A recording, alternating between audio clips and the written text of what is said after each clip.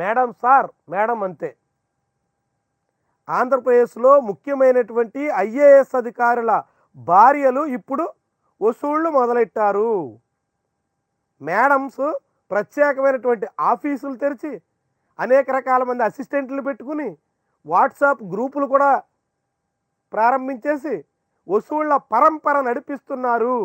ఇది ఆంధ్రజ్యోతి కథనం.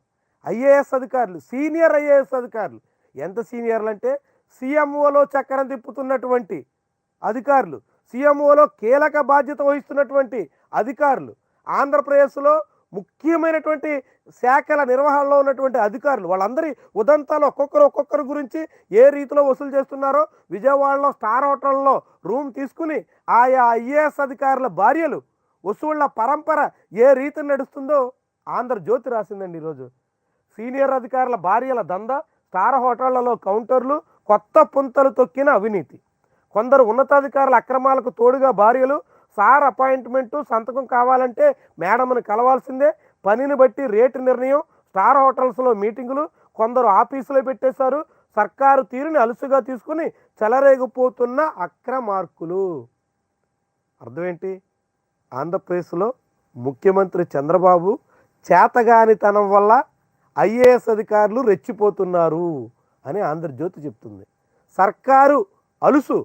సర్కారు తీరును అలుసుగా తీసుకుని, అంటే చంద్రబాబు వ్యవహార శైలి వల్ల, చంద్రబాబు తీరు వల్ల, చంద్రబాబు చేతగానితనం వల్ల ఐఏఎస్ అధికారులు ఆఫీసులు తెరిచి మరి వాళ్ళ భార్యలతో వసూళ్ల వ్యవహారం నడిపిస్తున్నారు. ఆంధ్రప్రదేశ్లో చాలా పెద్ద స్థాయిలో దందా సాగుతోంది. ఇది ఎవరో చెప్పట్లే, ఆంధ్రజ్యోతి అంటోంది. చంద్రబాబు పాలన ఏ రీతిలో ఉందో, అవినీతి ఎంతగా పెరిగిందో, ఏ రీతిలో దందాలు నడుస్తున్నాయో, ఐఏఎస్ అధికారుల భార్యలే దుకాణాలు తెరిచి కలెక్షన్ల పర్వం నడిపిస్తుంటే ప్రభుత్వం ఎంతగా కళ్ళప్పగిచ్చి చూస్తుందో ఈ వ్యవహారాలు చాటుతున్నాయి. అవినీతిని సహించొద్దు చంద్రబాబు. ఆంధ్రజ్యోతిలో ఏమొచ్చింది? ముఖ్యమంత్రి కార్యాలయంలో ఉన్నటువంటి ముఖ్య అధికారులే వసూళ్లు సాగిస్తున్నారు, వాళ్ళ భార్యలే దుకాణాలు తెరిచారు. చంద్రబాబు మాటలకి అసలు వాస్తవానికి ఎక్కడైనా పొంతనుందా? ఏ మాటకైనా అసలు సరిపోతుందా? బ్యాలెన్స్ అవుతుందా? మాటలకి ఆచరణకి ఎక్కడైనా ఏ స్థాయిలోనైనా ఏంది ఇది? అవినీతి సహించొద్దు ముఖ్యమంత్రి మాట.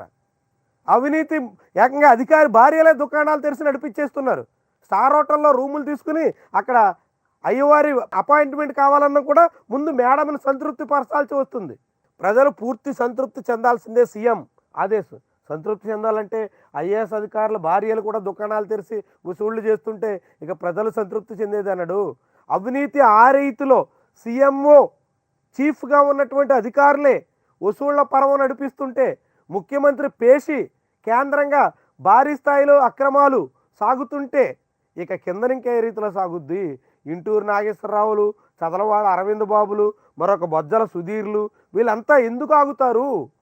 ముఖ్యమంత్రి కార్యాలయంలోనే దుకాణం తెరిచేసి పెద్ద స్థాయిలో వసూళ్లు నడిపించేస్తుంటే ఇక కిందన ఉన్నటువంటి సాధారణ అధికారులు, చిన్న స్థాయి ఉద్యోగులు, ఇక మామూలు నేతలు ఎక్కడ అదుపులో ఉంటారు?